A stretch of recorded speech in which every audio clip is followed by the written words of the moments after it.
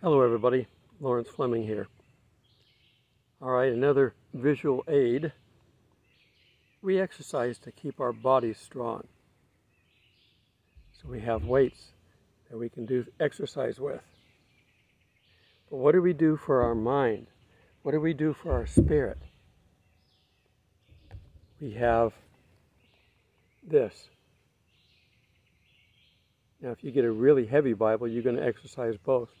But if you read daily, if you exercise your mind and your spirit daily, it will get stronger too.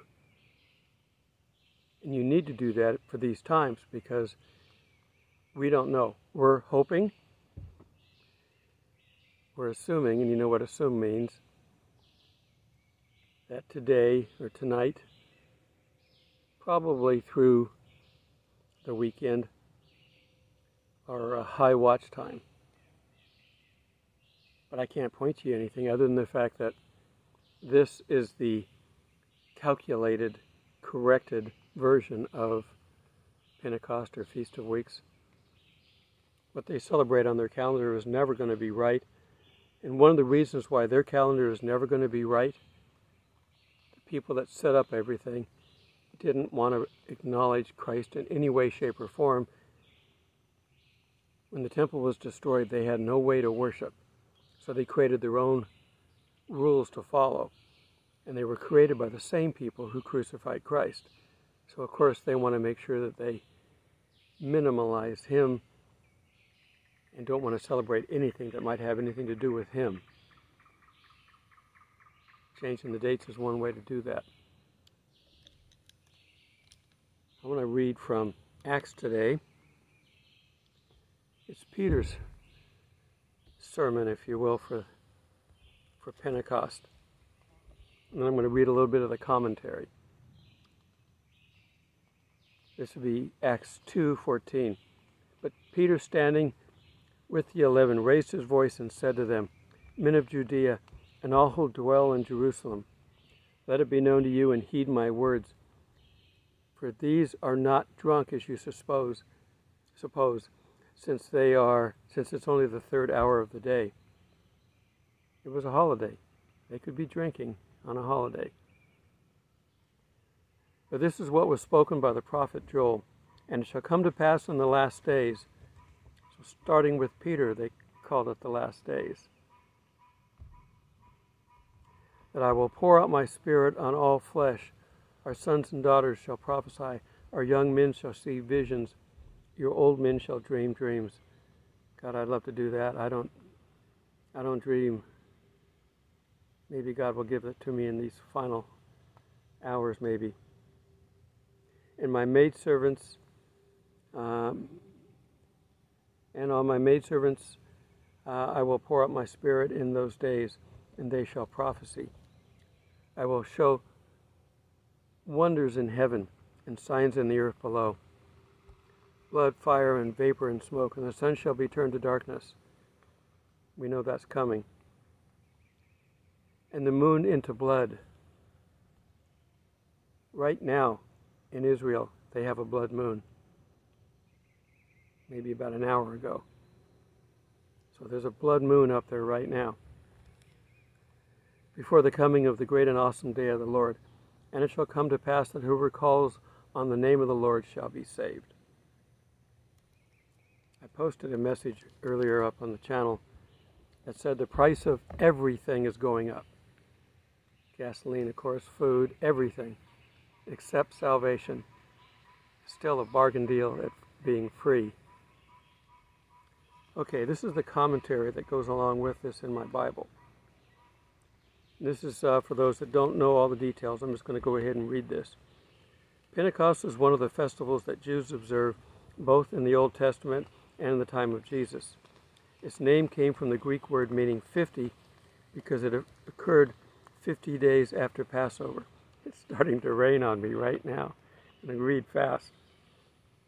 As one of the three major Jewish festivals, along with the Feast of Unleavened Bread and the Feast of Tabernacles, Pentecost was a pilgrimage festival, meaning the Jews came to Jerusalem to celebrate during the week. In the Old Testament, Pentecost was called the Feast of Weeks or the feast of the harvest. Its meaning appears in 4 passages: Exodus 23:16, 34:22, Leviticus 23:15 through 22, and Deuteronomy 16:9 through 12. Go ahead and look those up, and you see what the rules are, the law is for Pentecost, or the festival. The festival celebrated the end of the grain harvest, and participants brought a grain offering to the Lord in thankfulness for his provision. That's Leviticus 23:16. They also offered burnt offerings and refrained from labor. It was a standard Sabbath type, no work. Okay. We know that the early church got the Spirit poured on them. They were filled with the Spirit. And just immediately getting it poured into them, they started speaking in languages that everybody heard in their own language. Didn't matter what country they came from, they heard it that way. Tongues of fire, all kinds of things going on. Now God did that to draw attention. He doesn't always do visual things for everybody, but when it's meant for him to draw attention, he will. You know, I'd love to see a burning bush, but he's already got my attention, so I guess he doesn't feel he needs to. Are we going to see a rapture coming up soon? I guess we could, but we're in the Great Reset. I was listening to one of the other channels, and they said, well, we need to rename that from the Great Reset, which sounds so benign, to Satan's Reset. And there's a number of other variations, but that's what it is. It's Satan's Reset. Satan is setting the world up to accept the Antichrist. He's probably here. We're not going to be able to pick him out of the crowd. He doesn't want to be known yet. And if we knew who he was, and we were here, we'd be praying against him. So he's not going to reveal himself until we're gone, until we're removed. We're the restrainer. The Spirit in us is, because we can pray through that Spirit. So we're going to be getting out of here soon because he's getting anxious. He's holding the reins back on all the bad guys in the world. They're ready to do something. They're chomping at the bit. He's continuing with my horse vernacular. They can go in a moment's notice. Everything's been planned. They don't have to sit down and decide how to do it. They already have a plan. They just need someone to say go. And they're not going to say go while we're here. That's why we have to get out of here. Now, we still have something horrendous coming for us to be removed in the way that we're going to be removed. Pray for your friends and family now that aren't going to make the trip. Leave them notes. Tell them, if I disappear, this is for you. Put it in an envelope, seal it. Don't let them read it until you're gone. Tell them this is over here on the counter for you, or on the mantle, wherever you want to put it. And then tell them why we're gone. We're getting awful close now to play practical jokes, but the idea of laying all of our clothes out on a chair or on the floor, or piled up, and then not be anywhere to be found. It's been that trick's been played a lot, but I think we're getting close enough that it's going to be a real demonstration. Now, we're assuming our clothes are going to be left behind. They might just disappear on the way up. I don't know. We're going to get new bodies. Are we going to have new clothes? Should we be dressed in our best? Should I go get my suit on so I'm ready for the rapture? Well, my bags are packed.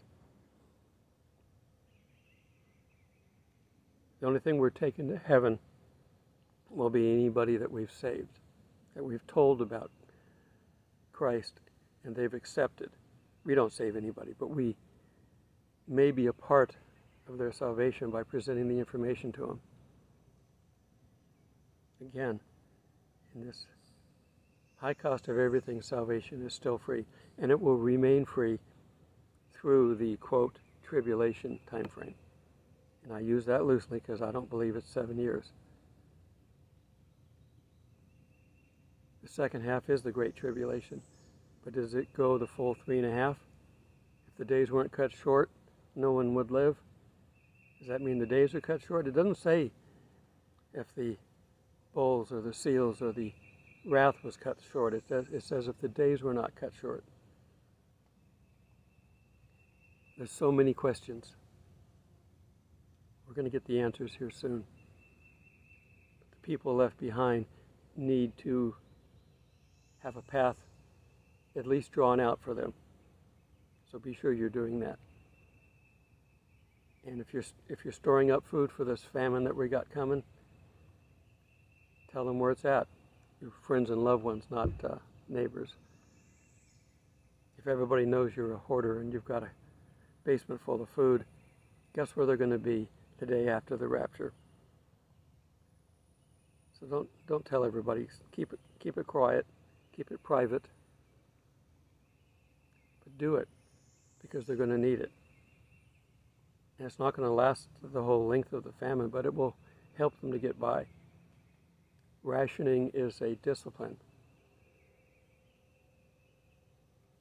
Now, if it's got chocolate in it, I have a hard time rationing it. I tend to, push things out of the way. I bought a candy bar yesterday when I went to the market. And the guy says, "You want it in the bag or do you want me to hand it to you?" And I said, "Put it in the bag. If you hand it to me, I'll eat it before I get out of the parking lot." I know how I am. You know what? God knows how we are, even better than we do. So accept everything that He gives for you. Even if you don't think it's the right way, if you know it's from Him, accept it. We got a lot of people dreaming right now. And dreams are fun. They may be revealing. Since I don't dream, I really can't comment on it. I mean, everybody dreams. I know we all do. I almost never am aware of my dreams. I have to almost be on my deathbed. I've had the flu or something like that, and I'll wake up and I remember a dream. But other than that, my normal life, I don't. And I've tried fasting, and it doesn't seem to trigger it, but I'm probably not fasting long enough. That's a discipline that I wish I had developed. Now, I do fast. I can go a day. I mean, that's not a problem. That's easy. And some people say they fast in between every meal. Yeah. Well, we're going to be extra alert, paying attention. We had a storm go by through here, and like I said, that last little bit of rain, I think it was just the tail edge of it. Lots of lightning. I went and sat in the car. Car's got rubber tires, you're insulated. That's a safety tip. A tent has no insulation from lightning, and there are trees around that can fall on a tent and do a lot of damage. They can fall on cars too, but I'm in the parking lot, so the tree would have to be extremely big, and they don't have any here like that. Just normal precautions. We still live in this world until we're taken out, so you still got to do the right thing. All right. Like I said, the power is out. Does that mean the Spirit is leaving? I don't know. For me, God always does things in signs and patterns that I can follow. So that's got me piqued and interested right now for tonight. It seems to be tonight because the bridesmaids and bride were told to keep the lights burning. We're told a number of places that it's going to be from dusk until dawn. Now, is that the rapture or is that the second coming? some of it's not completely clear, and it could be both. It's easier if God comes at night because the world won't be watching for the rapture. The second coming, he wants everyone to see. We're just going to have to wait. Keep praying. Pray for me in this channel where we continue to watch. One of our watchmen said a lot of his posts are disappearing. I wouldn't put it past the media. So I hope this channel stays up after we're gone. I never did get fully over on any of the other channels. I don't have the time to learn technology, even though that's what I specialize in. But I'm reaching you now, so I'm very grateful for all of you who follow this channel and all your prayers and your good comments. I even like the bad comments. I typically delete the people and or the bad comments, but I like them because the more bad comments, the more I'm doing that I think is right. If Satan has to get involved, then I must be doing something right. Okay. I can hear the bugs around me now.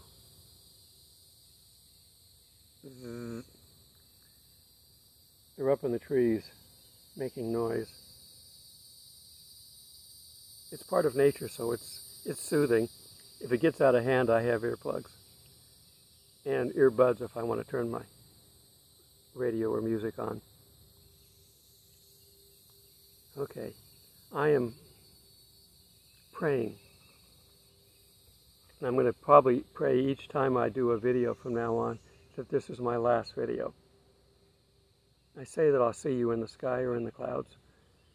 It's kind of a tongue-in-cheek goodbye. But the further on we go, the closer we're getting. So I'm hoping this is my last video because we won't need any more down here.